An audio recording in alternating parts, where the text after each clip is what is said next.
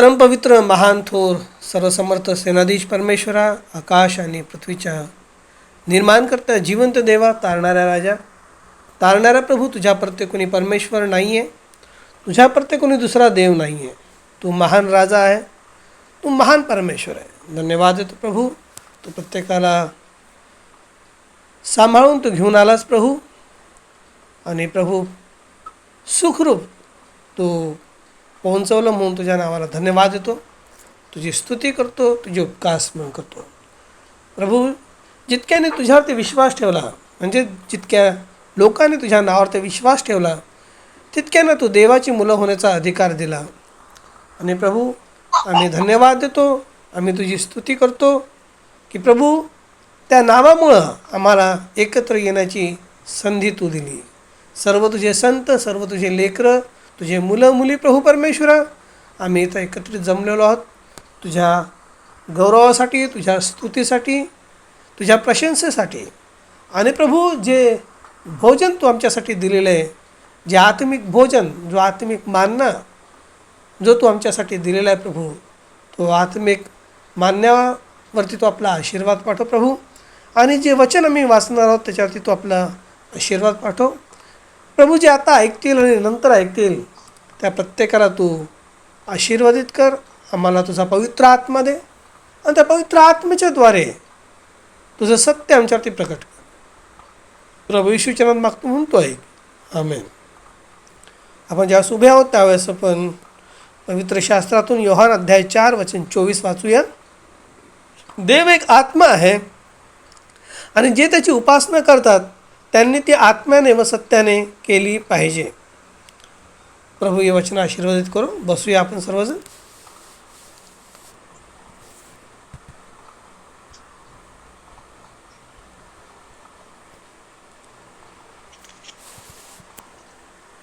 आजचा हा दिवस जो प्रभूने आपल्याला दिलेला आहे, आणि प्रभू म्हणतो रिजॉइस इन द लॉर्ड, प्रभूमध्ये आनंद करा. आणि खरोखर जगातले सर्वात आनंदी लोक जर कोणी आहेत तर ते प्रभूचे लोक आहेत. कारण ते प्रभूमध्ये नेहमी आनंद करतात, प्रभूमध्ये नेहमी प्रभूची स्तुती करतात, त्याची प्रशंसा करतात, त्याचे गौरवाचे गुणगान करतात. आणि मग सुख असो की दुःख असो, संकट असो की नसो, त्या संकटात देखील ते हर्षाने, आनंदाने आरोळी मारतात आणि देवाला धन्यवाद देतात. आणि आज आपण त्याच परमेश्वराबद्दल थोडंसं खोल आपण जाणार आहोत. आणि माझा विश्वास आहे की हा जो विषय आपण घेत आहोत, आणि हा विषय जसं जसं आपण ऐकत जाल प्रभूच्या वचनाच्या द्वारे, तो तुम्हाला विश्वासाच्या एका नवीन उंचीवरती घेऊन जाईल. आणि हा जो परमेश्वर, जो आत्मा आहे, जो महान अदृश्य आत्मा आहे, अनंत आत्मा आहे, ज्या एकालाच अमरत्व आहे. आणि आज आपण पाहूया की बायबलमधून तो परमेश्वर, जो महान अदृश्य आत्मा आहे, तो स्वतःला आपल्यासारख्या मर्यादित मनुष्यावरती कसा प्रकट करतो. आणि जसं की आपण वचन वाचलं आहे, देव एक आत्मा आहे आणि जे त्याची उपासना करतात त्यांनी ती आत्म्याने व सत्याने केली पाहिजेत. योहान अध्याय 4 आणि वचन 24. आणि ज्यावेळेस हे इंग्लिश भाषांतर जे आहे, जे मूळ KJV आहे, ओल्ड KJV आहे, त्याच्यामध्ये देव एक आत्मा आहे असा उल्लेख आहे, म्हणजे गॉड इज ए स्पिरिट. पण अनेक हिंदी, मराठी भाषामध्ये ते एक काढून टाकतात. पण जे मूळ बायबल आहे आणि जुनं KJV आहे त्याच्यामध्ये देव एक आत्मा आहे. आणि इंग्लिशमध्ये असं लिहिलेलं आहे, गॉड इज ए स्पिरिट. ए म्हणजे एक, स्पिरिट एक आत्मा. आणि आपण पहिला तिमोथी अध्याय 6 आणि वचन 16 जर आपण वाचलं तर त्याच्यामध्ये लिहिलं आहे, केवळ तोच, बायबल काय सांगतं, केवळ तोच अमरत्व राखतो, केवळ तोच अमरत्व राखतो आणि त्या अगम्य प्रकाशात राहतो जिथे कोणीही पोहोचू शकत नाही, ज्याला कोणत्याही मनुष्याने कधीही पाहिले नाही व कोणी पाहू शकणार नाही. तर पवित्र शास्त्र आपल्याला स्पष्टपणे सांगते की परमेश्वर मुळात एक आत्मा आहे आणि आत्म्याला मांस नसते, हाडे नसतात आणि त्याला या नैसर्गिक डोळ्यांनी पाहिले जाऊ शकत नाही. तर असल्या परमेश्वराबद्दल बायबल सांगतं की तो महान एक अदृश्य आत्मा आहे. आणि त्या महान आत्म्याच्या आत एक विचार होता. आपण त्याच्या आधी काही जे अध्याय घेतले आहोत त्याच्यामध्ये आपण वचनाबद्दल पाहिलं होतं, पण हे आणखी थोडंसं तुम्हाला उंचीवरती घेऊन जातं, आणखी उंचावरती घेऊन जातं की अनंत विचार आणि प्रकटीकरणाची इच्छा ही परमेश्वराची आहे. तर सृष्टीच्या पूर्वी त्या महान आत्म्याच्या आतमध्ये एक विचार होता. जसं एखादा जो आर्किटेक्चर असतो त्याला आपण मराठीमध्ये वास्तुविशारद असं म्हणतो. तर त्या आर्किटेक्चरच्या मनामध्ये एक बिल्डिंग बांधायच्या आधी, बिल्डिंग म्हणा किंवा बंगला म्हणा, तर कुठलीही एखादी कंपनी म्हणा, तर ती बांधण्यापूर्वी त्याच्या मनामध्ये त्याच्याकडे तो पूर्ण नकाशा असतो, त्याच्या मनामध्ये ते सर्व असतो आणि ते तो हळूहळू कागदावरती उतरवतो आणि ते कागदावरती उतरवलेलं नंतर हळूहळू आकार घेत जातात आणि मोठमोठे यंत्र, मजदूर लोक, कारागीर आणि अनेक सामुग्री घेऊन ते बिल्डिंग म्हणा, बंगला म्हणा की ती कंपनी म्हणा, ती आकार घ्यायला लागते. तर महान एक आत्मा, अदृश्य आत्मा जो अनंत आहे, तर त्याचे विचार देखील अनंत आहेत. आणि त्या महान आत्म्याच्या मनामध्ये आतमध्ये एक जो विचार होता आणि त्याच्या आतमध्ये परमेश्वराच्या मनात संपूर्ण सृष्टीचा विचार होता. आणि आपल्याकडं वचनाचं प्रमाण आहे. वचनाचं प्रमाण हेच आहे की योहान अध्याय 1 आणि वचन 1, प्रारंभी शब्द होता आणि त्या शब्दालाच लोगोस असं म्हटलेलं आहे. तर येथे ह्या शब्दाचा अर्थ हे आहे की प्रारंभी जो शब्द होता याचा अर्थ आहे की परमेश्वराचा तो विचार आहे जो बाहेर प्रकट होण्यासाठी तयार होता आणि परमेश्वराला आपल्या रचनेसोबत सहभागिता करायची होती आणि त्यासाठी त्याचे दृश्य होणे आवश्यक होते. तुमच्यासाठी, तुमच्यासोबत, माझ्यासोबत त्याला सहभागिता करायची होती, कारण तो अदृश्य परमेश्वर होता, त्याला हाड नाही, मांस नाही. आणि ज्या अदृश्य परमेश्वराला कधी कोणी पाहू शकत नाही त्या परमेश्वराला मनुष्याच्या सोबत संगती करायची होती, त्याच्यासोबत उठायचं होतं, त्याच्यासोबत बसायचं होतं, चालायचं होतं, बोलायचं होतं. तर परमेश्वराला आपल्या रचनेसोबत सहभागिता करायची होती, तर त्याच्यासाठी त्याला दृश्यावरती प्रकट होणं, त्याचं दृश्य होणं, स्वतःला दाखवणं हे आवश्यक होतं. आणि लोगोस जे आहे हे परमेश्वराचं पहिलं प्रकट रूप आहे. परमेश्वर जो आत्मा आहे त्या आत्म्याचं पहिलं जे प्रकट रूप जे आहे, म्हणजे आपल्या अदृश्य आत्मिक अवस्थेतून बाहेर येऊन परमेश्वराने स्वतःला प्रकट करण्यास आरंभ केला. आणि याच प्रकट अभिव्यक्तीला बायबलमध्ये शब्द म्हटलेला आहे, मराठीमध्ये शब्द म्हटलेला आहे, आणि लोगस हा एक महत्त्वाचा ओरिजिनल वर्ड आहे. तर लोगोस त्याला म्हटले गेलेलं आहे योहान अध्याय 1 आणि वचन 1. आणि हे परमेश्वराच्या आतील विचारांचे दृश्य रूपात प्रकट होणे आहे.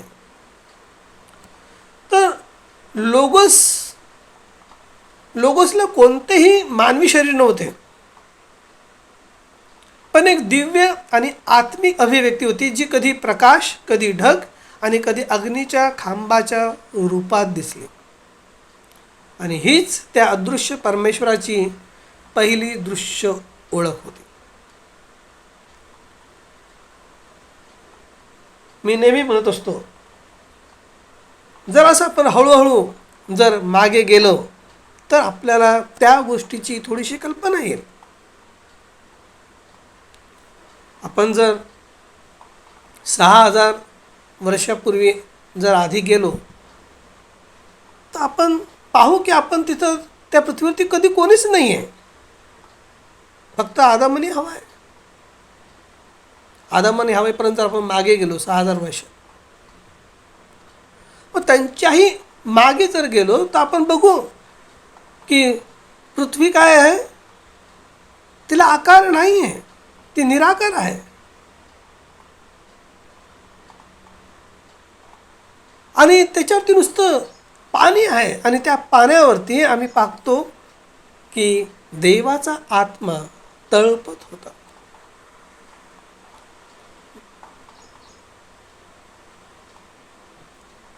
तर जर आपण त्याच्याही जर पलीकडे गेलो, त्या पृथ्वीच्याही पलीकडे जर गेलो,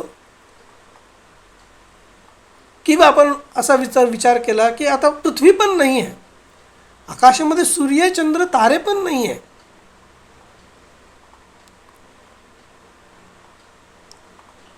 स्वर्ग पण नाही आहे, देवदूत पण नाही आहे, कोणीच नाही आहे, कोणीच नाही आहे. फक्त अद्भुत अगम्य प्रकाशात राहणारा देव जो आत्मा आहे, बस तोच आहे. आणि त्यावेळेस ज्यावेळेस परमेश्वराला स्वतःला प्रकट करायची इच्छा झाली आणि त्याचे जे विचार होते त्यांनी जे स्वतःला व्यक्त केलं, कारण आपले विचार पण आपल्याला काय करायचे असतात, शब्दाने व्यक्त करायचं असतं. आपले विचार आपल्या मनात जर ठेवले तर ते समोरच्याला कळणार नाही. मग तो राग असो किंवा प्रेम असो किंवा दया असो किंवा करुणा असो, हे आपण शब्दाने व्यक्त करतो. अगदी परमेश्वर जो अनंत परमेश्वर आहे, जो अनंत आत्मा आहे, त्याचे विचार देखील अनंत. आणि ज्याला आपण लोगोस म्हणतो, ज्याला आपण मराठीमध्ये शब्द म्हणतो, इंग्रजीमध्ये वर्ड म्हणतो, हे लोगोस म्हणजे, हे वर्ड म्हणजे, हा शब्द म्हणजे, प्रारंभी शब्द होता, शब्द देवाचा होता आणि शब्द हाच देव होता. हे परमेश्वराच्या आतील विचारांचे दृश्य रूपात प्रकट होणे आहे. आणि म्हणून तो कधी प्रकाश, कधी ढग आणि कधी अग्नीच्या खांबाच्या रूपात दिसला. ही अदृश्य परमेश्वराची पहिली दृश्य ओळख होते. आणि मनुष्यासोबत सहभागिता करण्यासाठीच अधिक वैयक्तिक रूपात प्रकट झाला. आणि त्याने एक आत्मिक शरीर धारण केले, आणि त्या आत्मिक शरीरालाच एक बिब्लिकल नाव आहे, थिओलॉजिकल नाव आहे, त्याला थिओफेनी म्हणतात. ईश्वर विज्ञानमध्ये त्याला थिओफेनी म्हणतात, त्याला आत्मिक शरीर म्हणतात, ईश्वरीय शरीर. हे एक असे रूप होते ज्यामध्ये परमेश्वर मनुष्याप्रमाणे दिसू शकत होता, परंतु तो अद्यापही देहधारी झाला नव्हता. म्हणजे त्याने अजूनही मांसाचं शरीर, मांसमय शरीर त्याने धारण नव्हतं केलं. हे त्याचं ईश्वरीय शरीर होतं, हे त्याचं आत्मिक शरीर होतं. त्याला थिओफेनी म्हणतात, थिओफेनी. ठीक आहे.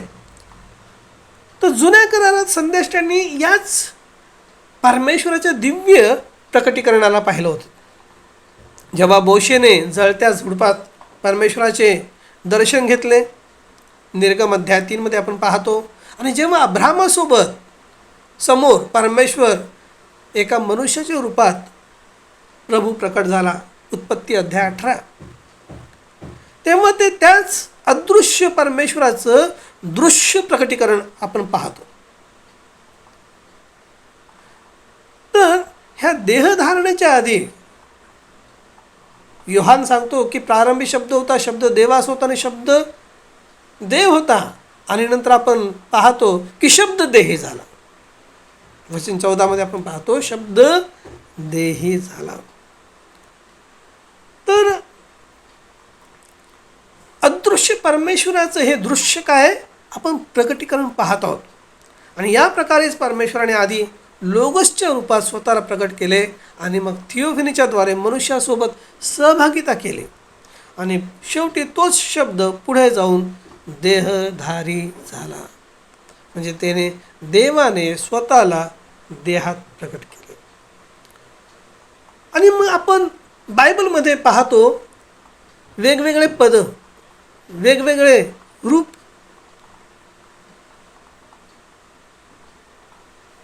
तर हे जे पद आहे किंवा ऑफिसेस आपण म्हणूया, आणि हे परमेश्वराने हे मनुष्याच्या जातीसाठी, मनुष्य जातीच्या उद्धारासाठी वेगवेगळ्या वेळी वेगवेगळ्या भूमिका किंवा पदं त्याने स्वीकारली. आणि आपण हे या प्रकारे समजू शकतो की त्याच्या या उपाधीमध्ये, पदामध्ये आपण पाहतो जेव्हा तो स्वर्गात आणि ढगाच्या खांबात राहून आपल्या प्रजेचे मार्गदर्शन करत होता. आणि ही घटना कधीची आहे? ज्यावेळेस परमेश्वराने इजिप्त देशातून मोशे ह्या भविष्यवक्त्याच्या द्वारे लोकांना इजिप्तच्या गुलामगिरीतून काढून प्रतिज्ञाच्या देशामध्ये तो त्यांना घेऊन गेला. आणि त्यामध्ये तो अग्नीच्या खांबातून, कधी ढगाच्या खांबात राहून आपल्या प्रजेचं संरक्षण करत होता आणि त्यांच्यासोबत तो चालत होता, त्यांचं मार्गदर्शन करत होता. नंतर आपण बायबलमध्ये पित्याच्या नंतर पुत्र ही उपाधी पाहतो, हे पद पाहतो, हे रूप पाहतो की परमेश्वराने पुत्राच्या रूपाने स्वतःला प्रकट केलं. तर हे त्यांनी त्यावेळेस प्रकट केलं, हे रूप त्यावेळेस त्याने घेतलेलं आहे जेव्हा त्याने मनुष्याशी सहभागिता करण्यासाठी आणि मृत्यूचा अनुभव घेण्यासाठी एक पडदा म्हणजे शरीर धारण केलं. आणि नंतर आपण बायबलमध्ये वाचतो पवित्र आत्म्याच्या रूपाबद्दल, उपाधीबद्दल, पदाबद्दल वाचतो. तो जेव्हा तोच परमेश्वर आज पवित्र आत्म्याच्या द्वारे आपल्यामध्ये वास करतो. हे असंच आहे की एकच व्यक्ती एकाच वेळी आपल्या मुलांसाठी वडील, पत्नीसाठी पती, बायकोसाठी नवरा, आणि जिथं तो एखाद्या ठिकाणी तो कामाला आहे, एखाद्या कंपनीमध्ये तो मॅनेजर आहे असू शकतो. कंपनीत त्याला मॅनेजर म्हणून ओळखतात, बायको त्याला नवरा म्हणून ओळखते, आणि मुलं त्याला बाप, वडील म्हणून ओळखतात. आणि हे त्याच्या उपाधी आहेत. ती व्यक्ती एकच आहे पण त्याची कार्य आणि पदं काय आहेत? वेगवेगळे. आणि ऑफिसमध्ये तो तिकडचा मॅनेजर आहे म्हणजे एक त्याच्याकडे उपाधी आहे. तर हे बायबल जे सांगतं, मार्क अध्याय 12 आणि वचन 29, हे अट्टळ सत्य आहे. ह्या सत्य सोबत लोक लढू शकतात, विकृत करू शकतात, पण ते अटळ आहे. त्याचा नाश कोणीही करू शकत नाही, कारण हे सत्य आहे. हे इस्रायला ऐक, प्रभू आपला देव हा एकच प्रभू आहे. बायबल सांगतं एकच प्रभू आहे. आणि संपूर्ण पवित्र शास्त्राचा हा मूळ आधार आहे की परमेश्वर आपल्या प्रकृतीत, आपल्या स्वभावात तो आपल्या मुलांच्या गरजेनुसार आपले रूप आणि पद बदलतो, पण तो स्वतः कधीही बदलत नाही. तो स्वतः कधीच बदलत नाही. तो त्याच्या प्रकृतीत एकच परमेश्वर आहे, पण तो गरजेनुसार आपलं रूप बदलतो, पद बदलतो.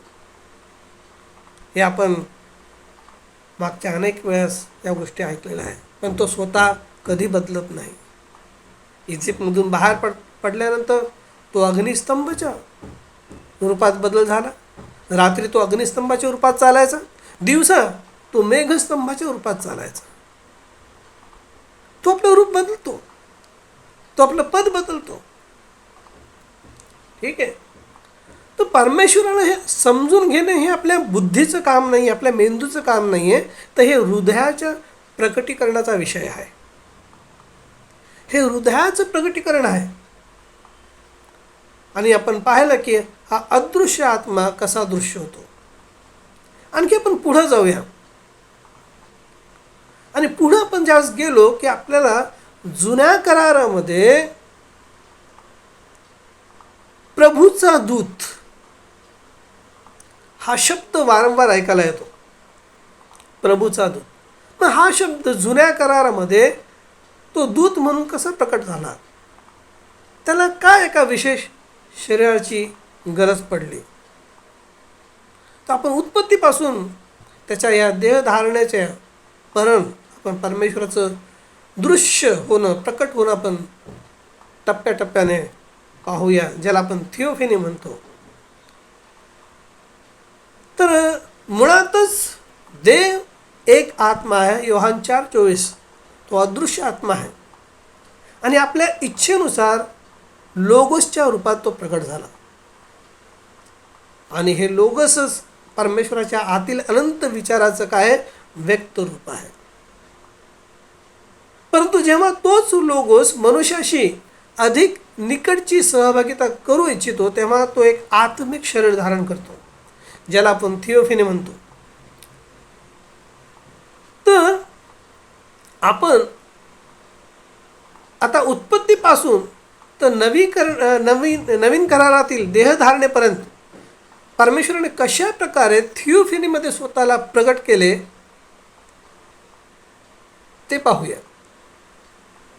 असं हळूहळू आपण पुढं जाऊया. जसं मी मगाशी सांगितलं की थिओफेनीचा अर्थ आहे परमेश्वराचे ते आत्मिक रूप, ज्यात तो मनुष्याप्रमाणे दिसू शकतो, परंतु त्याने अद्याप मांस आणि रक्ताचं शरीर धारण केलेलं नसतं. हे लक्षात ठेवा.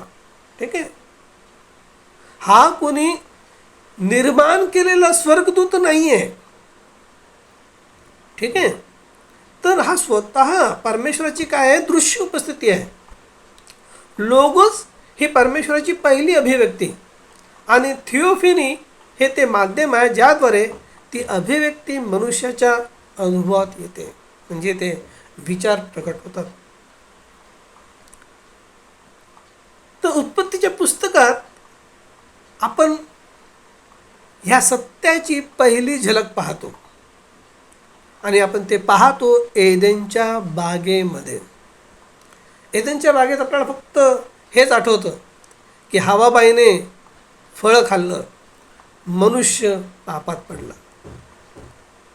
पण एदेनच्या बागेमध्ये परमेश्वर आदम आणि हवासोबत चालत असे, त्यांच्याशी बोलत असे, त्यांच्यासंगती गप्पा मारत असे. बायबलमध्ये असं सांगितलं आहे की संध्याकाळच्या थंड वाऱ्याच्या वेळी प्रभूचा आवाज बागेत ऐकू आला. हे उत्पत्ती अध्याय 3 आणि वचन 8 मध्ये लिहिलेलं आहे. तर येथे परमेश्वर केवळ एक आवाज नव्हता, तर तो एक अशा रूपात प्रकट झाला ज्यात मनुष्य त्याच्याशी सहभागिता करू शकत होता. तर हे सुरुवातीचे त्याचं काय आहे, थिओफेनी, म्हणजे हे ईश्वरीय शरीर आहे. आणि त्या थिओफेनीमध्ये तो काय झाला, प्रकट झाला, जिथे अदृश्य परमेश्वर दृश्य सहभागितेमध्ये आला. तर याच क्रमाने आपण जर पुढं जातो, आपण पाहतो की परमेश्वराने आपल्या लोकांशी वेगवेगळ्या मार्गांनी संवाद साधला. कधी तो ढग, जसं आपण मगाशी पाहिलं, कधी अग्नीच्या खांबात प्रकट झाला, आणि तो इस्रायल लोकांचं काय करत होता, मार्गदर्शन करत होता. निर्गम अध्याय 13 आणि वचन 21 मध्ये लिहिलं आहे की प्रभू दिवसा ढगाच्या खांबाच्या आणि रात्री अग्नीच्या खांबाच्या रूपात त्यांच्या पुढे पुढे चालत असत. तर हे देखील लोगोसची एक दृश्य अभिव्यक्ती होती. तो स्वतःला प्रकट करत होता, ज्यावरून हे सिद्ध होते की परमेश्वर केवळ दूरस्थ नाही, म्हणजे परमेश्वर हा लांबचा परमेश्वर नाही, तर तो आपल्या प्रजेसोबत, आपल्या लोकांच्या सोबत चालणारा देखील परमेश्वर आहे. पुष्कळदा लोकांना वाटतं की परमेश्वर फार लांबचा परमेश्वर आहे. पण प्रियांनो, मला सांगू द्या की परमेश्वर हा आपल्या लोकांच्या सोबत उठणारा, बसणारा आणि चालणारा परमेश्वर आहे. परत आपण पाहतो अब्राहमाच्या जीवनामध्ये थिओफनी तिथे सर्वात स्पष्ट आणि वैयक्तिक रूपात आपल्याला अब्राहमाच्या जीवनात दिसून येते. उत्पत्ती अध्याय 18 त्यामध्ये त्याचं वर्णन केलेलं की 3 पुरुष अब्राहमाकडे आले आणि त्यापैकी एकालाच त्याने यहोवा म्हणून हाक मारली आहे. बघा, कारण तो पुरुष केवळ अब्राहमासंगती बोलत नव्हता, तर साराच्या मनातील विचारही तो जाणतो. मग हा कोणी साधा दूत असू शकत नाही. येथे परमेश्वराने एका मनुष्याप्रमाणे रूप धारण केले, एक थिओफेनी, आणि अब्राहमासोबत बसून भोजन केले. बघा, परमेश्वर मनुष्याच्या सोबत कशा रीतीने सहभागिता करत आहे.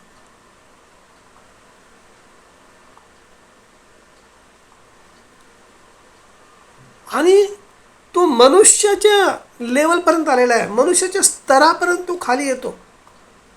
आणि हेच सत्य आपण पाहतो याकोबाच्या जीवनात देखील हेच सत्य प्रकट होतं. बायबलमध्ये असं लिहिलेलं आहे, उत्पत्ती अध्याय 32 आणि वचन 30 मध्ये, एका रात्री त्याने एका पुरुषाशी कुस्ती केली. तर हा केवळ शारीरिक संघर्ष नव्हता, तर हा एक आत्मिक अनुभव होता.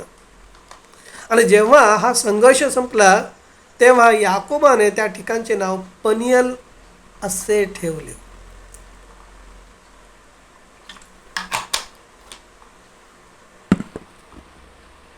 विचार करा, बायबल सांगतं याकोबाने तेथे परमेश्वरासंगती संघर्ष केला आणि त्या ठिकाणाचे नाव पनियल ठेवले आणि म्हटले, मी परमेश्वराला समोरासमोर पाहिले आहे.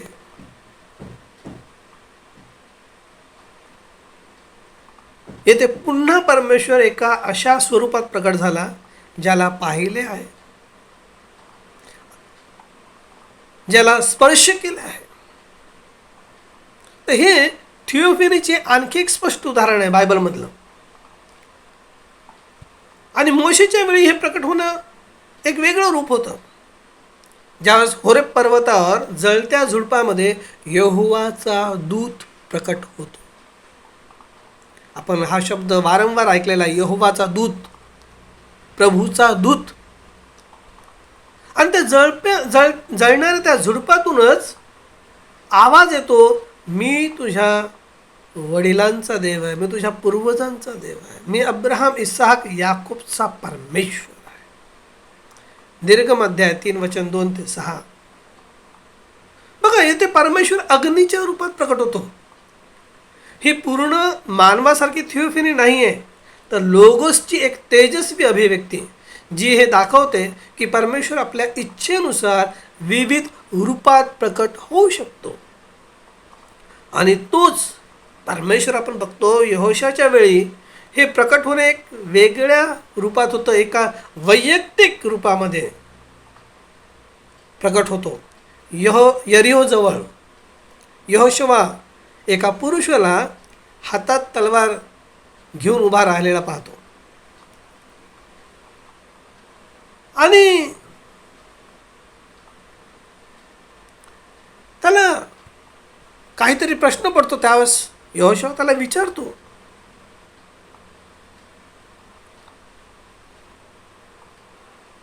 आणि ज्यावेळेस त्याला उत्तर मिळतं तर यहोशुवा त्याला प्रणाम करतो, त्याला वाकून प्रणाम करतो. हे तुम्हाला यहोशुवा अध्याय 5 आणि वचन 13 ते 15 मध्ये सापडेल. बायबल आपल्याला शिकवते स्वर्गदूत आराधना स्वीकारत नाहीत, भक्ती स्वीकारत नाहीत, लोकांचं नमन होणं ते स्वीकारित नाहीत. जसं प्रकटीकरण अध्याय 22 आणि वचन 8 आणि 9 मध्ये लिहिलेलं आहे. हे स्पष्ट आहे की हा स्वतः परमेश्वर होता जो थिओफिनीमध्ये प्रकट झाला होता. यहोवाचा दूत सेनापती स्वतः बनून तो तिथे प्रकट होता. तर ह्या सर्व गोष्टी ज्या आपण एका क्रमात जर पाहिले तर परमेश्वर आधी लोगोसच्या रूपात प्रकट झाला, नंतर एक दिव्य अभिव्यक्ती, प्रकाश आणि वचनाच्या रूपात, आणि मग त्याने मनुष्यासोबत निकटची सहभागिता करण्यासाठी थिओफनी धारण केली. एक आत्मिक शरीर ज्यामध्ये तो पाहिला जाऊ शकतो आणि अनुभवला जाऊ शकतो. आणि शेवटी नवीन करारात तोच लोगोस कायमस्वरूपी मानवी देहात प्रकट झाला. आणि योहान 1:14 सांगतं की तो देहात प्रकट झाला. प्रारंभी शब्द होता, शब्द देवासह होता आणि शब्द देव होता आणि तोच शब्द देही झाला. त्याने आम्हामध्ये वस्ती केली. योहानाच्या शुभवर्तमानामध्ये हे लिहिलेलं आहे. तर ही केवळ एक ऐतिहासिक घटना नाही आहे, तर संपूर्ण बायबलचा हा चरमबिंदू आहे. जो अदृश्य परमेश्वर होता, ज्याने वेळोवेळी थिओफिनीमध्ये स्वतःला प्रकट केलं, अग्नीच्या रूपात प्रकट केलं, मेघस्तंभामध्ये प्रकट केलं, प्रभूचा दूत म्हणून त्याने स्वतःला प्रकट केलं, तोच शेवटी मनुष्य बनून आपल्यामध्ये आला. तर थिओफिनी केवळ जुन्या करारातील घटनाचा विषय नाही आहे. ठीक आहे, थिओफिनी जो हा शब्द आपण जो वापरतो तो केवळ जुन्या करारातील घटनाचा विषय नाही आहे, तर तो परमेश्वराच्या त्या योजनेचा भाग आहे ज्याद्वारे तो मनुष्यासंगती संबंध प्रस्थापित करतो. हे आपल्याला हे समजण्यास मदत करते की परमेश्वर दूर नाही आहे, तो प्रकट होणारा परमेश्वर आहे, सहभागिता करणारा परमेश्वर आहे आणि शेवटी उद्धार देणारा परमेश्वर आहे. आणि हे सत्य आपल्यासमोर स्पष्ट होते की परमेश्वराचं प्रगटीकरण एक निरंतर प्रगती आहे.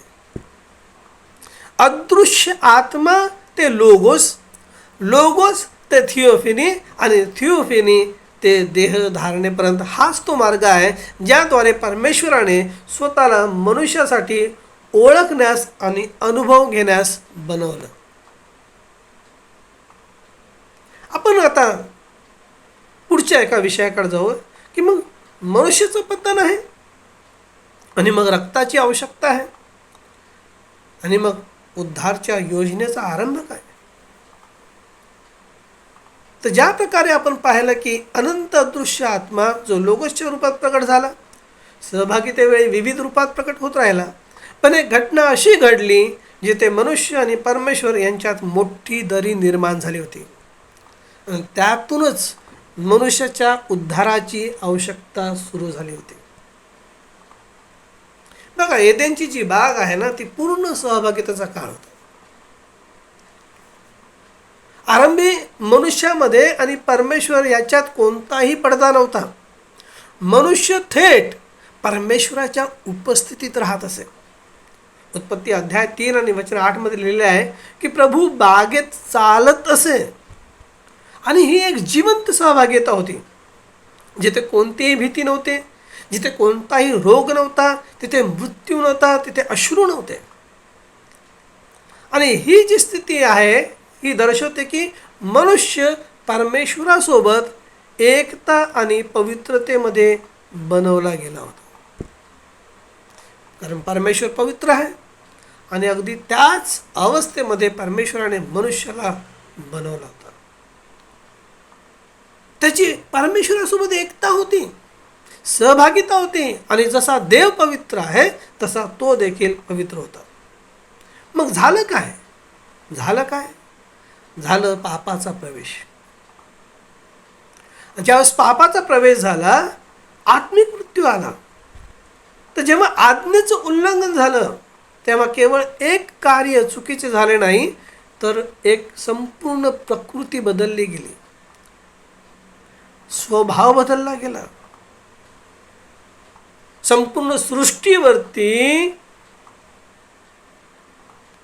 मरण आलं, अवकळा आली, पाप आला, श्राप आला. रोमकरास पत्र अध्याय 6 आणि वचन 23 लिहितं, पापाची मजदुरी मरण आहे. काय लिहितं बायबल काय सांगतं? पापाची मजदुरी मरण आहे. बघा, आपण प्रत्येकजण काहीतरी काम करतो आणि ते काम केल्यानंतर म्हणजे आपण जी काय मजदुरी करतो त्याची आपल्याला काय मिळते? किंमत मिळते, मोबदला मिळतो. आपली मजुरी आपल्याला मिळते. 8 तास, 10 तास, 12 तास जे आपण मजदुरी करतो ती आपल्याला मजदुरी आपल्याला मिळते. मग 600 रुपये असो, 700 रुपये असो, 800 रुपये असो, महिनाभर काम केले की मग 15,000 असो, 20,000 असो की 1,00,000 असो, आम्हाला आमच्या कामाची, आमच्या मजदुरीची मजदुरी मिळते, मजुरी मिळते. अगदी तसंच ज्यावेळेस माणूस पाप करतो, मग त्या पापाची देखील मजुरी प्रत्येक व्यक्तीला मिळते. मनुष्याने पाप केलं, त्याची मजुरी त्याला मिळाली, आणि ती मजुरी होती मरण. तर येथे मृत्यू केवळ शारीरिक नव्हता, तर सर्वात आधी तो आत्मिक मृत्यू होता. आणि हा आत्मिक मृत्यू म्हणजे काय? मनुष्य परमेश्वराच्या उपस्थितीपासून वेगळा झाला. मनुष्य काय झाला? देवाच्या उपस्थितीपासून वेगळा झाला.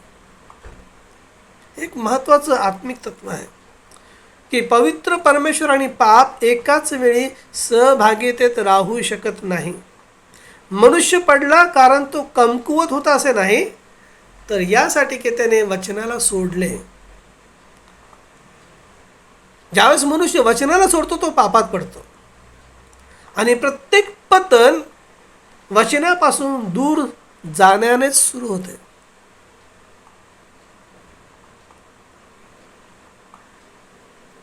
मग नंतर एक मोठा प्रश्न इथं निर्माण होतो, ज्याला थिओलॉजिकल प्रश्न म्हणतात. मोठा थिओलॉजिकल, धर्मशास्त्रीय प्रश्न उभा होतो की परमेश्वर तर आत्मा आहे, आत्मा मरू शकत नाही, त्याचा नाश होऊ शकत नाही. परंतु न्यायाची मागणी होती की पापाचा दंड हा मृत्यू असावा. न्याय काय बोलतो? न्याय मागणी करतो की पापाचा दंड काय असावा? मृत्यू असावा.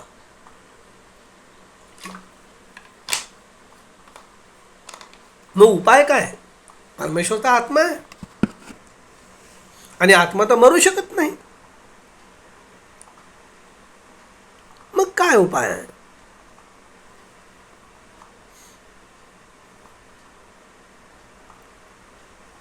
तर एक आत्मिक जे सत्य आहे की न्यायाची पूर्तता करणे आवश्यक आहे, कारण परमेश्वर न्याय देखील आहे, आणि परमेश्वर प्रेम करणारा देखील आहे, आणि प्रेमालाही आपलं कार्य करायचं होतं. तर उद्धार हे जे आहे हे केवळ क्षमा नाही आहे, फक्त हे देवाचं प्रेम प्रकट करतं असं नाही आहे, तर उद्धार ही न्यायाची पूर्तता देखील आहे. इथे न्याय देखील पूर्ण झालेला आहे. हे आत्मिक सत्य आहे, हे खोल आत्मिक सत्य आहे. परमेश्वर न्यायी आहे आणि तो न्याय करणारच. पण परमेश्वर प्रेम देखील आहे आणि तो आपलं प्रेम प्रकट करणारच. म्हणून उद्धार, लोक फक्त उद्धाराकडे कसं बघतात? हे देवाचं प्रेम आहे, ही देवाची दया आहे, ही देवाची कृपा आहे. पण त्यासोबत हा परमेश्वराचा न्याय देखील आहे, आणि तो न्याय तिने अगदी योग्य रीतीने केला. ती न्यायाची पूर्तता देखील आहे. आपण वाचतो इब्री लोकासपत्र अध्याय 9 आणि वचन 22 मध्ये, रक्त सांडवल्याशिवाय क्षमा होत नाही. बायबलमध्ये लिहिलेले आहे, रक्त सांडल्याशिवाय क्षमा होत नाही. तर रक्ताची आवश्यकता आहे. जुन्या काळात आपण बघतो प्राण्यांचं बलिदान दिले गेले. आदामासाठी चामड्याचे वस्त्र आणि हबीलाचे बलिदान. पण बायबल आम्हाला स्पष्टपणे दाखवते की ते रक्त जे आहे ते तात्पुरते होते. ते पाप काढून टाकू शकत नव्हते. ते फक्त पाप झाकून ठेवत होते.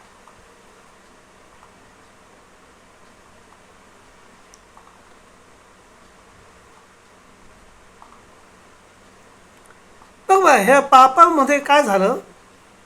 पहा, या पापामुळे काय झालं, जे पवित्र आणि शुद्ध निर्दोष असं जे जीवन होतं, जे आदम आणि हवा जगत होते, जे मनुष्याच्या संपूर्ण मनुष्यासाठी होतं, ते पवित्र आणि शुद्ध असं निर्दोष ते जीवन होतं. पण ते पापात आता हरवलंय. पापात हरवले होते. आणि त्याच प्रकारचं जीवन परत येणं आवश्यक होते. आणि म्हणून एका निर्दोष जीवनाची आवश्यकता होती. आणि येथेच शरीराची, देहाची आवश्यकता होती. आणि हे अतिशय अतिशय आवश्यक असं होतं. कारण ह्यामध्येच उद्धाराच्या योजनेचा सर्वात महत्त्वाचा हा भाग आहे. कारण आत्मा मरू शकत नाही. आणि म्हणून एक अशा शरीराची गरज होती ज्यात रक्त असेल, जे दुःख, परीक्षा आणि मृत्यूचा काय घेऊ शकेल, अनुभव घेऊ शकेल.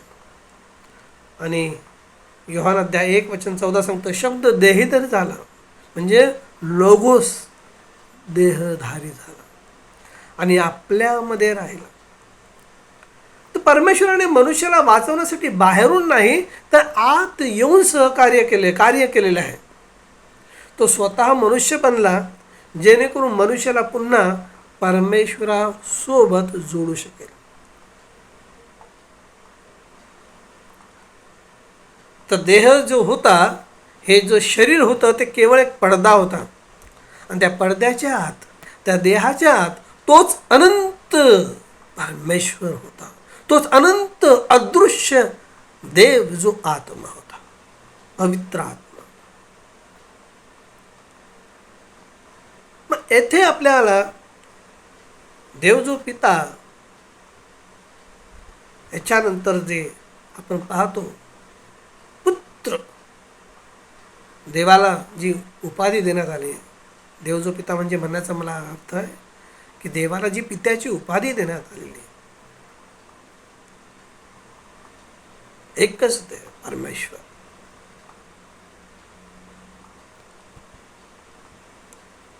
जे मार्कमध्ये आपण वाचलं, बायबलमध्ये वाचलं,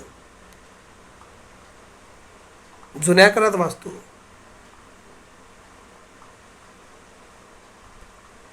तर हे जे पुत्राचं जे पद आहे, ही जी उपाधी आहे, हे जे रूप आहे, त्याचा उद्देश आम्हाला समजणं गरजेचं आहे.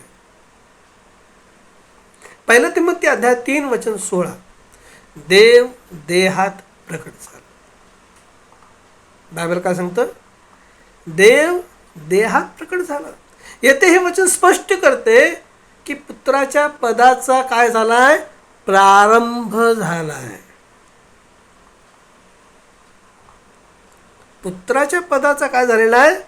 प्रारंभ झालेला आहे. आणि त्याचा उद्देश काय होता? त्याचा उद्देश होता कष्ट सहन करणे, रक्त सांडणे आणि मृत्यूचा पराभव करणे. सृष्टीकर्ता प्रेमी परमेश्वर ज्याने सृष्टी केली, त्यालाच त्याच्या स्वतःच्या सृष्टीसाठी मरावे लागले. हेच प्रेम आणि न्यायाचं मिलन आहे.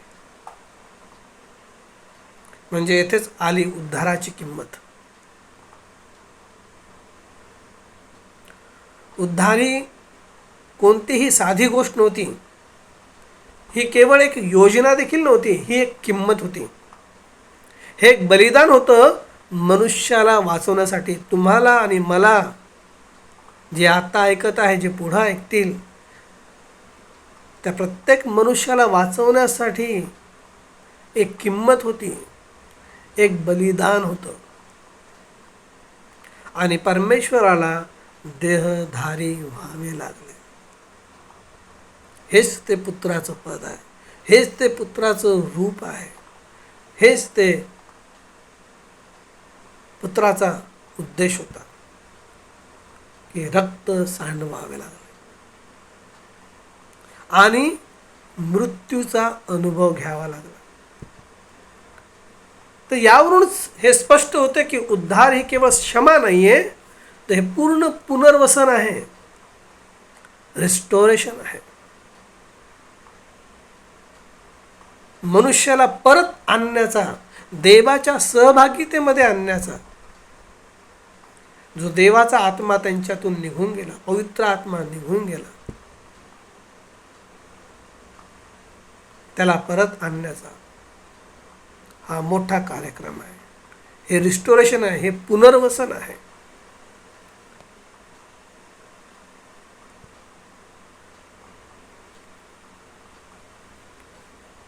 जोपर्यंत आपण पाप, न्याय आणि रक्ताची आवश्यकता समजत नाही, तोपर्यंत आपण क्रूसाचे महत्त्व समजू शकत नाही. आणि जेव्हा हा भेद उघड होतो, हे रहस्य प्रकट होतं, तेव्हा हे स्पष्ट होतंय की परमेश्वर दूर राहिला नाहीये, तो लांब स्वर्गातच बसून राहिला नाहीये, तर त्याने स्वतः येऊन रस्ता बनवला. आणि म्हणून प्रभू येशू ख्रिस्त म्हणतो की मार्ग मीच आहे, मार्ग मीच आहे. त्याने येऊन स्वतः रस्ता बनवलेला आहे. तो स्वतः रस्ता बनला लोकांसाठी. आणि तोच रस्ता जीवनाचा एकमेव मार्ग आहे. आणि प्रभू येशू ख्रिस्ताने म्हटले, मार्ग, सत्य आणि जीवन मीच आहे.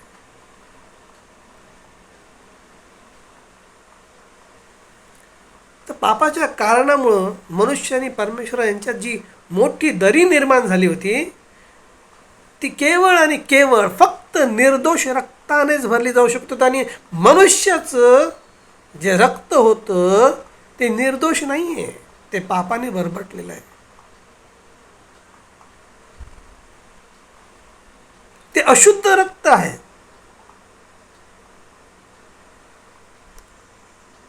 तर परमेश्वराने सुरुवातीपासूनच बलिदानांच्या द्वारे आणि प्रतिज्ञांच्या द्वारे त्या येणाऱ्या उद्धारकर्त्याचं चित्र प्रकट केलं होतं. माझा विश्वास आहे तुम्हाला ह्या गोष्टी हळूहळू प्रकट होत आहेत, तुम्हाला समजत आहेत. हे प्रकटीकरण अद्भुत आहे. ज्यावेळेस तुम्हाला जिवंत देव कळल, ज्यावेळेस तुम्हाला जिवंत ख्रिस्त कळल, प्रियांनो, तुम्ही ह्या गोष्टीसाठी उभे राहाल. त्यासाठी कुठलीही किंमत चुकवायला तुम्ही तयार व्हा.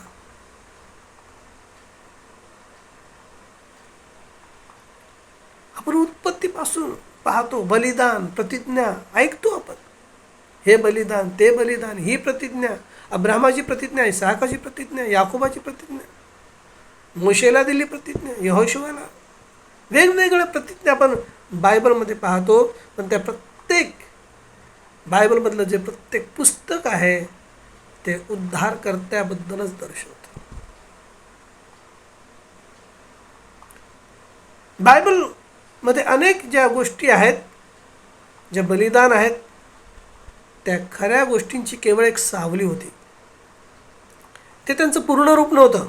इब्री लोकास अध्याय 10:1, नियमशास्त्र हे येणाऱ्या चांगल्या गोष्टींची सावली आहे, परंतु त्यांचे वास्तविक स्वरूप नाही.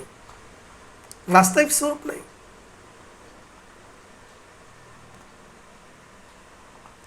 सावलीचा उद्देश हा नसतो की तिने स्वतः पूर्ण असावे, तर ती कोणत्या तरी येणाऱ्या वास्तवतेकडे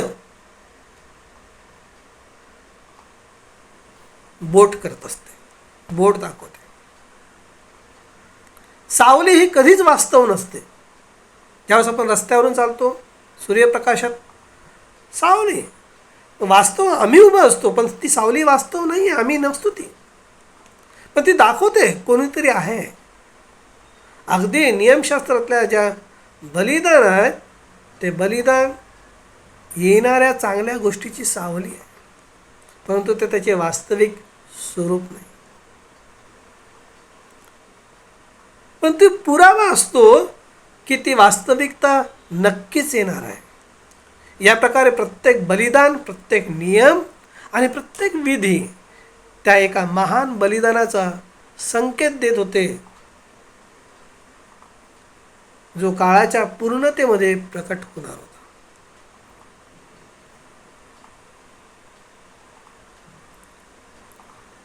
बघा, हाबेलाचा जो कोकरा आहे, मेमना, ही प्रकटीकरणाची सुरुवात आहे. आणि ती आपण पाहतो उत्पत्ती अध्याय 4 मध्ये. आपण पाहतो काईन आणि हाबेल या दोघांनी परमेश्वराला अर्पण दिले. काईनाने आपल्या कष्टाचे फळ दिले आणि हाबेलाने एक कोकरा दिला, मेंढरू दिलं. परमेश्वराने हाबेलाच्या बलिदानाचा स्वीकार केला. याचे कारण काय होते? ते केवळ अर्पणातील अंतर नव्हते, तर प्रकटीकरणातील अंतर होतं. हाबेलाने समजले की पापाचा जो उपाय कष्टाने किंवा नैतिकतेने नाही, तर जीवनाच्या बदल्यात जीवन आणि रक्ताने शक्य आहे. प्रियांनो, आपण पाहतो बायबलमध्ये, जुन्या करारामध्ये, डोळ्यांच्या बदले डोळे, हातांच्या बदले हात, रक्ताच्या बद्दल रक्त, दाताच्या बद्दल दात, टिथ फॉर टॅथ, जीवनासाठी जीवन. अगदी तेच हाबेलाला हे कळलं. मोशेने हे नियमशास्त्र लिहिण्याच्या आधीच हाबेलाला हे समजलं होतं की पापाचा उपाय कष्टाने किंवा नैतिकतेने नाही, तर जीवनाच्या बदल्यात जीवन आणि रक्तानेच शक्य आहे. आणि खरी उपासना मनुष्याच्या विचाराने नाही, तर परमेश्वराने प्रकट केलेल्या मार्गाने होते. म्हणूनच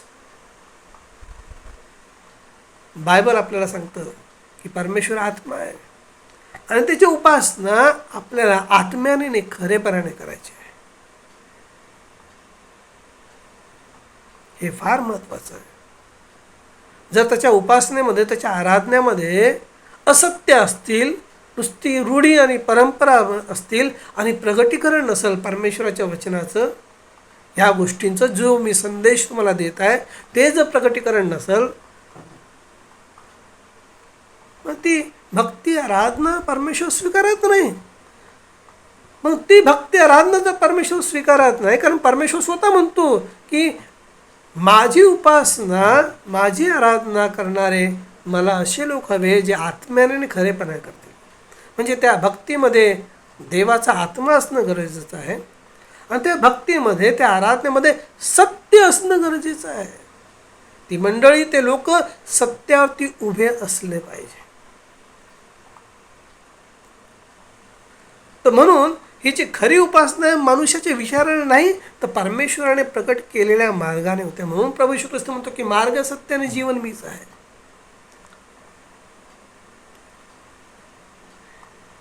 तर हाबेलाचे जे बलिदान आहे ते येणाऱ्या कोकराची सावली होती, जो एक दिवस जगाचे पाप वाहून नेणार होता. आणि हे प्रगटीकरण योहान बप्तिस्मा करणाऱ्याकडे होतं. तो म्हणतो, पहा, जगाचं पाप हरण करणारा देवाचा कोकरू, देवाचं मेंढरू. आणि आपण पाहतो उत्पत्तीमध्ये की परमेश्वराने अब्राहमाला एक महान वचन दिलं. उत्पत्ती अध्याय 22 वचन 18, तुझ्या वंशाच्या द्वारे, म्हणजे इंग्लिशमधून म्हणतात सीड, बीजाच्या द्वारे पृथ्वीवरील सर्व राष्ट्रे आशीर्वादित होतील. येथे खोल रहस्य दडलं आहे.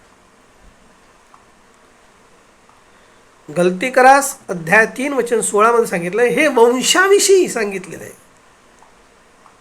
अनेकांविषयी सांगितलेलं, एका बीजाविषयी सांगितलेलं, एका वंशाविषयी सांगितलेलं.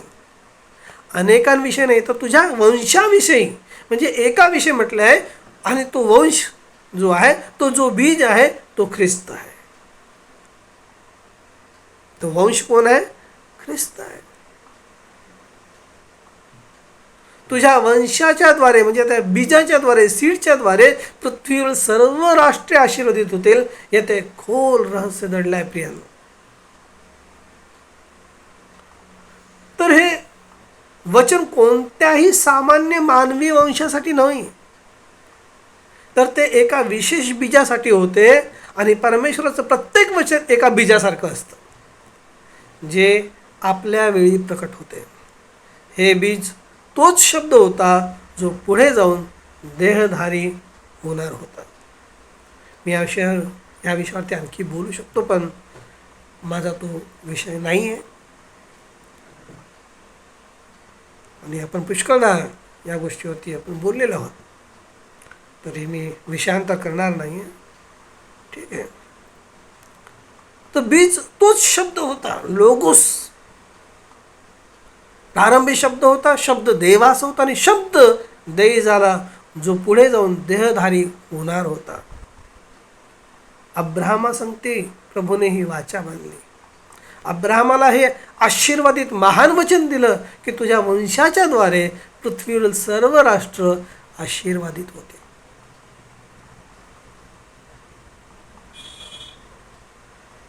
मग आपण वल्हांडणाचा कोकरा बघतो, दरवाजावरती रक्ताचं चिन्ह बघतो. मोशेच्या निर्गमाच्या अध्यायामध्ये इस्रायली लोकांना सांगितलं की त्यांनी एक निर्दोष कोकरा घ्यावा आणि त्याचं रक्त आपल्या घराच्या दारावरती कपाळपट्टीवरती लावावे. काय सांगितलं? घराच्या दाराच्या कपाळपट्टीवरती लावावे. निर्गम अध्याय 12:13, जेव्हा मी ते रक्त पाहीन तेव्हा तुम्हाला सोडून पुढे जाईल. म्हणून त्याला इंग्लिशमधून म्हणतात पास ओव्हर. सोडून पुढे निघून जाईल म्हणजे तो मृत्यूचा दूत तो येईल. तो तुमची किचनची खिडकी बघणार नाही, तो तुमची बेडरूमची खिडकी बघणार नाही, तो तुमची हॉलची खिडकी बघणार नाही की तिथं रक्त लावलंय का. नाही, तो दरवाजावरती बघेल, दरवाजाच्या कपाळपट्टीवरती बघेल. आणि प्रभूने म्हटलं मी दरवाजा आहे, मी दरवाजा आहे. प्रियांनो, या गोष्टी मी याच्यासाठी बोलतो की तुम्हाला कळावं की परमेश्वराने स्वतःला कसं प्रकट केलेलं आहे.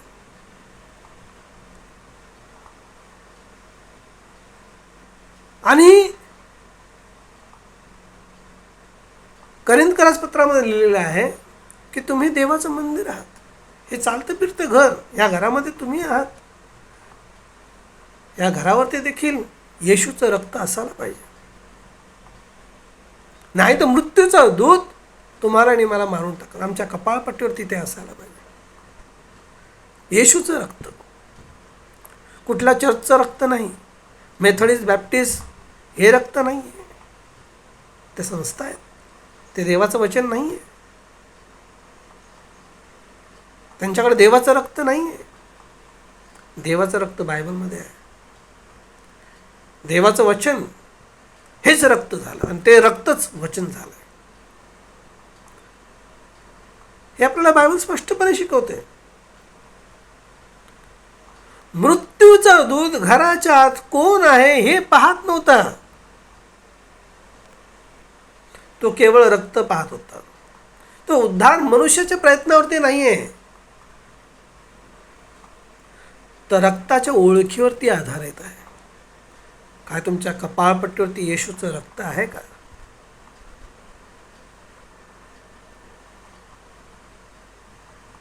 शुद्ध आणि पवित्र आणि निर्दोष रक्त, ज्याच्यामध्ये भेसळ नाही.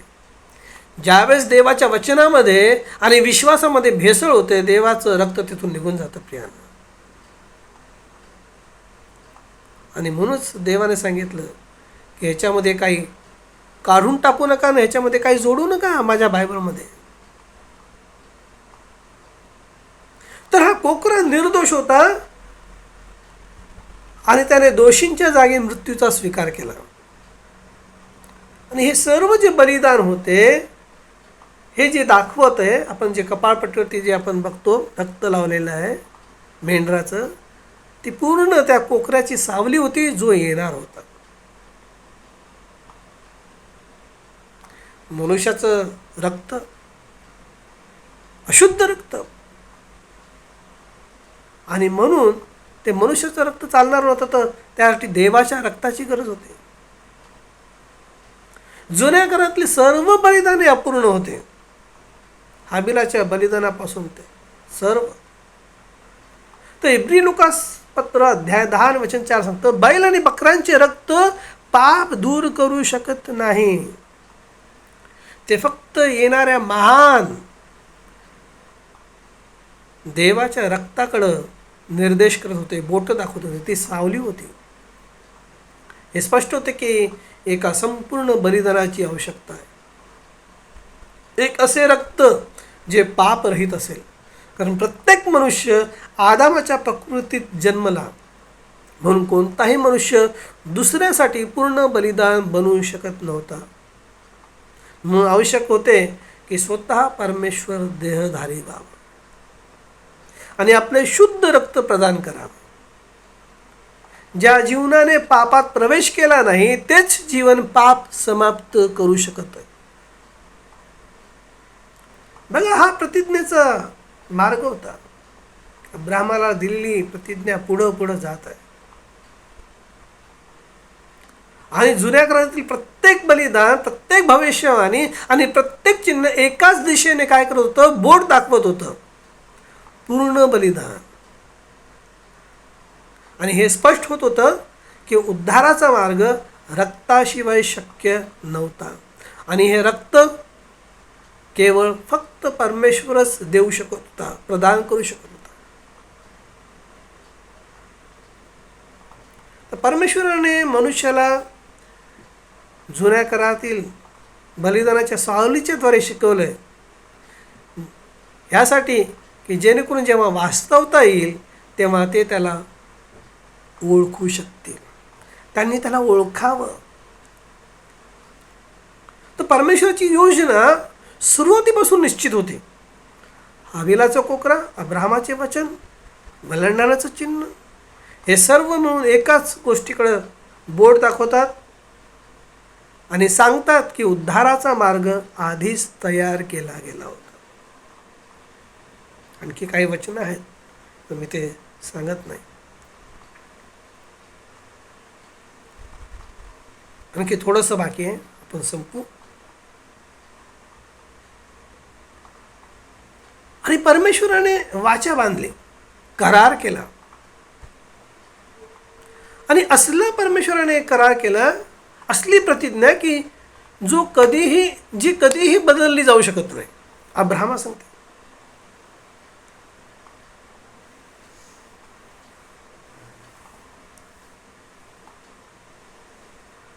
आणि ज्यावेळेस आपण ह्या वाचेकडे जर बघितलं, ह्या कराराकडे जर बघितलं, कव्हनेंटकडे जर बघितलं, हे आपल्याला एका मोठ्या आत्मिक सत्याकडे घेऊन जातं. आणि हा जो करार आहे हा परमेश्वराच्या योजनेतला अढळ आधार आहे, अढळ,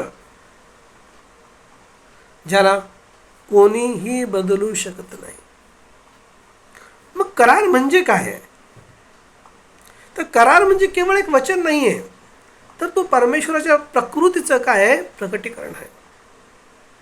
जेव्हा परमेश्वर करार करतो तेव्हा तो कोणत्याही बाह्य वस्तूची नाही, तर स्वतः आपल्या अस्तित्वाची शपथ घेतो. स्वतःची शपथ घेतो. तो पृथ्वीची शपथ घेत नाही आहे, त्याने जे निर्माण केलेल्या गोष्टीची नाही. आकाशाची शपथ घेत नाही आहे, स्वर्गदूताची शपथ घेत नाही आहे. तो आपल्या स्वतःची शपथ घेतो, स्वतःच्या अस्तित्वाची शपथ घेतो. इब्री लोकांस अध्याय 6 आणि वचन 13 सांगतं, जेव्हा देवाने अब्राहमाला वचन दिले तेव्हा त्याने स्वतःचीच शपथ वाहिली, कारण शपथ वाहण्यास त्याच्यापेक्षा मोठा दुसरा कोणी नव्हता. बघा हे वचन काय सांगतं. देवाने अब्राहमाला वचन दिले तेव्हा त्याने स्वतःचीच शपथ वाहिली.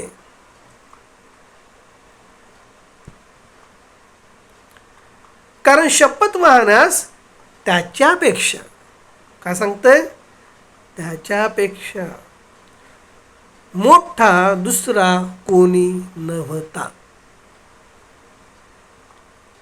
ह्याहून स्पष्ट होते की परमेश्वराचा जो करार आहे तो अढळ आहे. तो मनुष्याच्या कमकुवतपणावर किंवा अशक्तपणावरती किंवा दुर्बळवरती नाही, तर परमेश्वराच्या विश्वासू प्रकृतीवरती म्हणजे स्वभावावरती आधारित आहे हा करार. आणि हे एक आत्मिक सत्य आहे की परमेश्वर जे वचन देतो ते पूर्ण करण्यासाठी तो स्वतः उत्तरदायी असतो. जर परमेश्वराने तुम्हाला काही वचन दिलेलं आहे तुमच्या स्वतःसाठी, तुमच्या कुटुंबासाठी, तर ते वचन पूर्ण करण्याची काळजी स्वतः परमेश्वर घेतो. जर परमेश्वर तुमच्या संगती बोललेला आहे तर देवाच्या वचनातून, संदेशातून, बायबलमधून तो बोलतो मी तुला वचन दिलेलं आहे ना, मग ते वचन पूर्ण करण्याची जी जबाबदारी आहे ती माझी आहे, ती माझी आहे.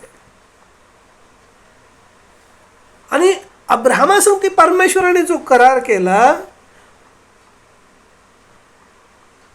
ती एकतर्फी प्रतिज्ञा होती, एकतर्फी वाचा होती, एकतर्फी करार होता. स्वतः परमेश्वराने अब्राहमासोबत करार केलेला आहे. उत्पत्ती अध्याय 15 यामध्ये एक आपण अद्भुत दृश्य बघतो. प्राचीन रीतिरिवाज त्यावेळेस तसे होते की जेव्हा दोन पक्ष करार करत तेव्हा ते प्राण्यांना काय करायचे, दोन भागामध्ये कापून टाकायचे, दोन भागात त्यांना डिवाइड करायचे आणि त्यांच्यामधून ते दोन भाग, एक भाग इकडे ठेवायचा, एक भाग उजवीकडे, एक भाग डावीकडे ठेवायचे आणि त्या दोन भागामधून ते चालत जात असत. म्हणजे याचा अर्थ असा असे की जर करार मोडला तर तोच दंड भोगावा लागेल. कसला दंड? जे त्या प्राण्याचं झालंय. जसे त्याचे दोन तुकडे करण्यात आलेत तसेच त्या व्यक्तीचे दोन तुकडे करण्यात येतील जर त्याने करार मोडला तर त्याला हा दंड भोगावा लागेल. पण आपण येथे एक असाधारण गोष्ट, अद्भुत गोष्ट बघतो. उत्पत्ती 15 अध्याय 15 आणि वचन 12, 17 आणि 18 मध्ये अब्राहम गाढ झोपेत गेला आणि तिथं एक धूर निघणारी आपण पाहतो आणि एक जळती अग्नी त्या तुकड्यामधून जाताना आपल्याला दिसतो. हे काय दर्शवतं?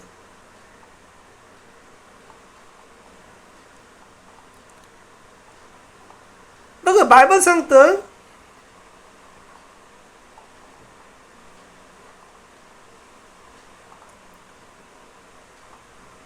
ज्यावेळेस हे घडत होतं त्यावेळेस परमेश्वराने आधी अब्राहमाला झोप येऊ दिली. त्याच्यानंतर अब्राहम गाढ झोपेत गेला. त्याच्यानंतर धूर आणि एक जळती मशाल सारखी अशी अग्नी त्या दोन तुकड्यातून जाताना दिसते. परमेश्वराने काय केलं? परमेश्वराने अब्राहमाला त्या मार्गाने जाऊ दिले नाही, पण तो स्वतः गेला त्या थिओफिनीतून आणि त्या संपूर्ण कराराची संपूर्ण जबाबदारी त्याने स्वतःवरती घेतली. कारण त्याला माहिती होतं की अब्राहम हा करार पूर्ण करू शकत नाही, कारण तो अशक्त आहे, तो दुर्बळ आहे, तो मनुष्य आहे. आणि म्हणून परमेश्वराने स्वतः अब्राहमासंगती करार केला आणि त्या जुन्या काळामध्ये जशी ती रीत होती त्या प्राचीन रीतीनुसार परमेश्वराने ती गोष्ट केली आणि त्या कराराची संपूर्ण जबाबदारी स्वतःवरती घेतली. तर ह्या कराराची जी पूर्तता आहे मनुष्याच्या सामर्थ्यावरती नाही आहे, तर परमेश्वराच्या कृपेवरती अवलंबून आहे. हा धूर आणि ही जी मशालसारखी दिसणारी जी अग्नी आहे ती परमेश्वराची दृश्य उपस्थिती होती. तेच दिव्य प्रकट रूप ज्याद्वारे परमेश्वर मनुष्यामध्ये कार्य करतो.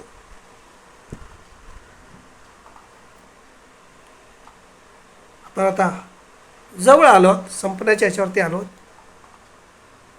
आणि येथेच आपण पाहतो जो करार परमेश्वराने अब्राहामासंगती केलं, त्याने अभिवचन दिलं, प्रतिज्ञा केली. आणि येथेच योहान अध्याय 3 आणि वचन 16 येतं, कारण देवाने जगावर एवढी प्रीती केली की त्याने आपला एकुलता एक पुत्र दिला. इथंच देण्याचं वास्तविक रहस्य प्रकट होतं. या वचनाचा वारंवार वरवरचा अर्थ लावतात लोक, आणि ज्यावेळेस ते जगिक रीतीने अर्थ लावतात, मग इथं असं दिसतं एका देवाने दुसऱ्याला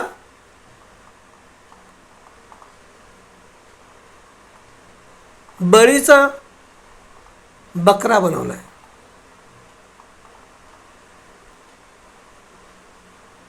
किंवा आपण असं बोलू शकतो की एका देवाने दुसऱ्या देवाला मेंढरू बनवलं. पण हे असं नाहीच आहे, बायबल असं नाही आहे. जी खरी आत्मिक समज अशी आहे की हे दुसऱ्या कुणाला पाठवणे नव्हतेच, तर हे स्वतःला परमेश्वराने स्वतः दिलेलं आहे.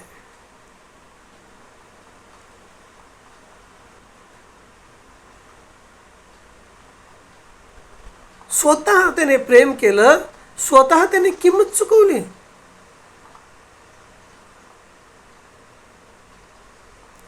परमेश्वराचं प्रेम तेव्हा प्रकट झाले जेव्हा त्याने स्वतःला मनुष्याच्या स्तरापर्यंत खाली वाकवले, आणि तो अदृश्य आत्मा एका शरीरात प्रकट झाला. त्याने मर्यादा स्वीकारल्या आणि मनुष्याच्या जागी उभा राहिला.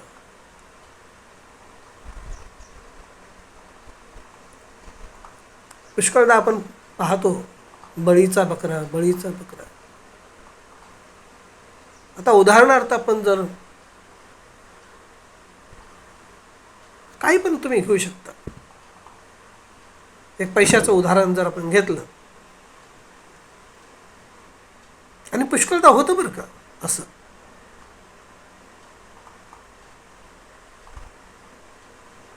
की समजा एक ए नावाचा व्यक्ती आहे आणि दुसरा बी नावाचा व्यक्ती आहे, आणि ए नावाचा व्यक्ती सी नावाच्या व्यक्तीला बोलतो, मी तुझ्यावरती फार प्रेम करतो, मला तू फार आवडतोस, मला तुला मदत करायची फार इच्छा आहे. आणि मग ए व्यक्ती काय करतो, सी व्यक्तीला गरज आहे पैशाची, उदाहरणार्थ आपण बोलत आहोत, सी नावाच्या त्या व्यक्तीला पैशाची फार गरज आहे, आणि तिथं उभं कोण आहेत, ए बी आणि सी.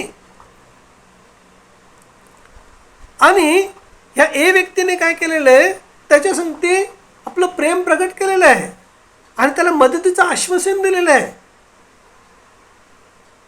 मी मदत करत, मी तुझा मित्र आहे, सर्व बोललं. जसं समजा की उदाहरणार्थ अब्रामा संगती जसं देवाने वाचा बांधली, तसंच त्या पद्धतीने आपण बघूया की हा ए नावाचा व्यक्ती सी नावाच्या व्यक्तीवरती आपलं प्रेम व्यक्त करतोय, आणि त्याच्या संगती आपलं नातं दाखवतो, आपलं प्रेम व्यक्त करतो शब्दाने. आणि ज्यावेळेस त्या सी व्यक्तीची स्थिती बरोबर नाही आहे, परिस्थिती बरोबर नाही, तो कर्जामध्ये आहे, आणि ह्या वेळेस तो काय करतो, ए नावाचा व्यक्ती बी नावाच्या खिशामध्ये हात घालतो, तिथून पैसे काढतो आणि सी नावाच्या व्यक्तीला देतो. बी नावाचा व्यक्ती तर काय बोललेलाच नाही आहे सी व्यक्तीला की मी तुला मदत करतो, हे करतो, ते करतो, ते करतो. ह्या ए नावाच्या व्यक्तीने काय केलं, बी नावाच्या व्यक्तीला बळीचा बकरा बनवला, त्याच्या खिशात हात घातला, त्याचे पैसे काढले आणि त्याला दिले, स्वतःचे पैसे लपून ठेवले, जपून ठेवले. ह्याला प्रेम नाही म्हणत, ह्याला बळीचा बकरा बनवणं म्हणतात. तर बायबलमध्ये असं नाही आहे. बायबल स्पष्ट सांगते की देव देहात प्रकट झाला, त्याने मनुष्यामध्ये वस्ती केली. प्रारंभी शब्द होता, शब्द देवाचा होता, आणि शब्द देही झाला, शब्द देहात प्रकट झाला. यशा सांगतो तो सनातन परमेश्वर, तो सनातन पिता, सामर्थ्यशाली परमेश्वर, तो शांतीचा पुत्र. तो अद्भुत मंत्री.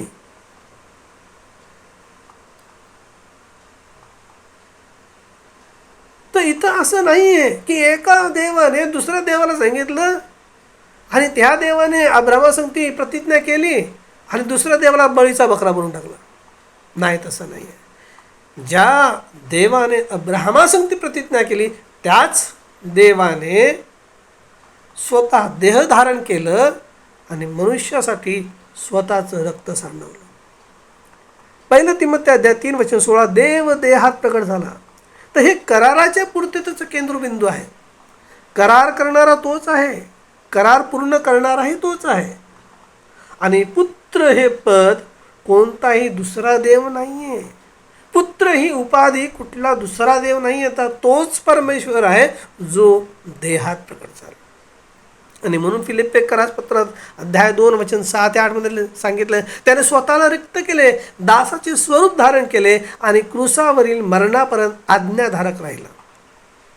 एकच देव, तोच परमेश्वर जो अगम्य स्थानात राहतो, ज्या एकालाच अमरत्व आहे. बायबल सांगतं ज्या एकालाच अमरत्व आहे. परमेश्वराने आपल्या महिम्याचा त्याग करून मनुष्याचे रूप घेतले, जेणेकरून तो मनुष्यासाठी मरू शकेल, त्याच्यासाठी रक्त सांडवू शकेल. येथेच आपण पाहतो न्याय देखील पाहतो आणि येथेच आपण प्रेम देखील पाहतो. इथं मिलन आहे प्रेमाचं आणि न्यायाचं. परमेश्वर न्यायी देखील आहे, परमेश्वर प्रेममय देखील आहे. न्याय सांगतो की पापाचा दंड मृत्यू आहे, तर प्रेम सांगते मनुष्याला वाचवले जावे. मग याचे समाधान काय होतं? याचं समाधान हेच आहे की परमेश्वराने स्वतःचाच न्याय स्वतःवर घेतला. तो न्यायाधीशही होता, दंड भोगणाराही होता. अशा प्रकारे त्याने क्रूसावर न्याय आणि प्रेम दोन्ही पूर्ण केले.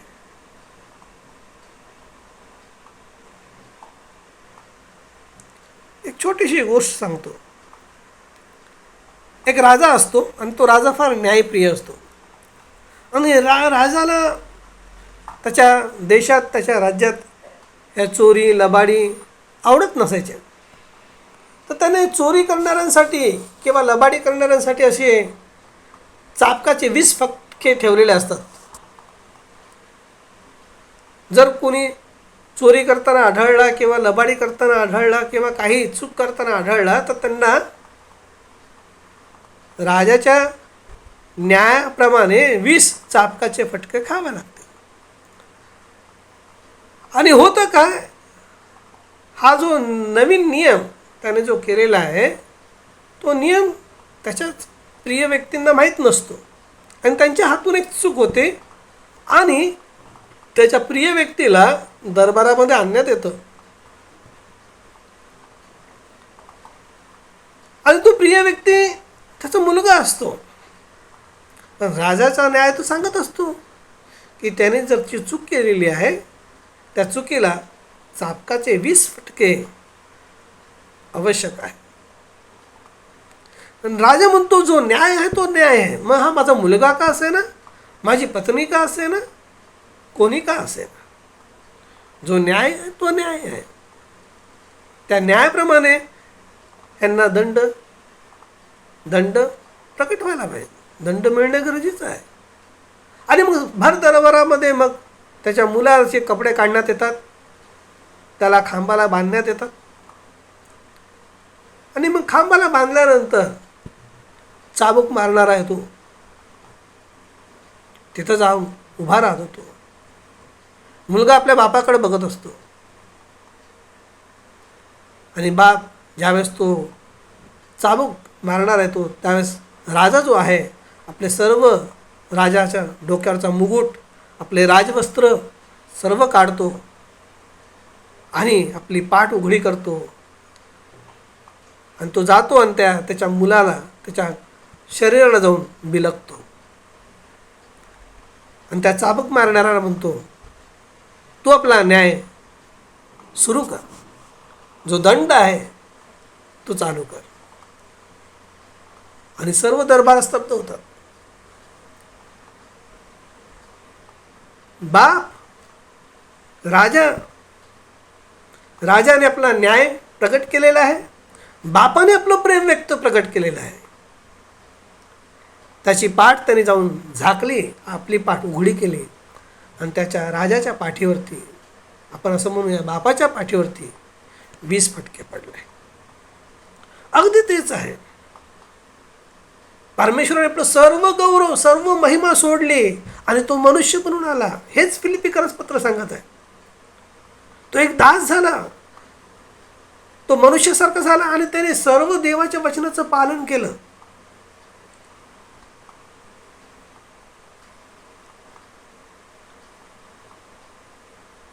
प्रियांनो,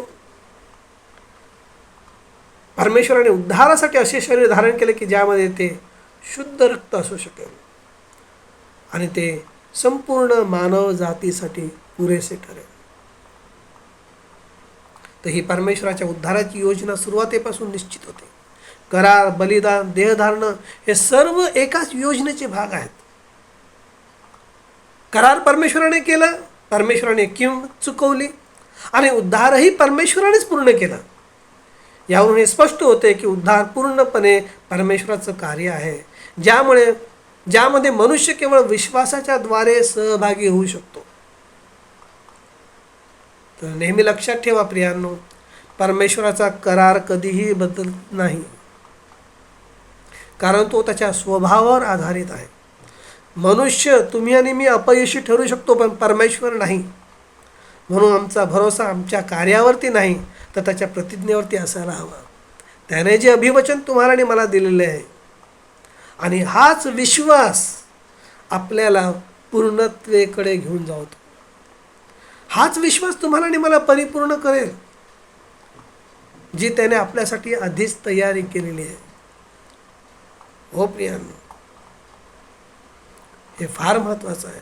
माझा विश्वास आहे की अदृश्य परमेश्वर ते देहधारी परमेश्वराचं प्रकटीकरण तुम्हाला झालं आहे. जर नसेल झालं तर हे संदेश आपण रेकॉर्ड केलेले आहेत, तुम्ही परत परत ऐका, कारण हे हृदयाचं प्रकटीकरण आहे. ही गोष्ट आम्ही मेंदूने नाही जाणू शकत, बुद्धीने नाही जाणू शकत.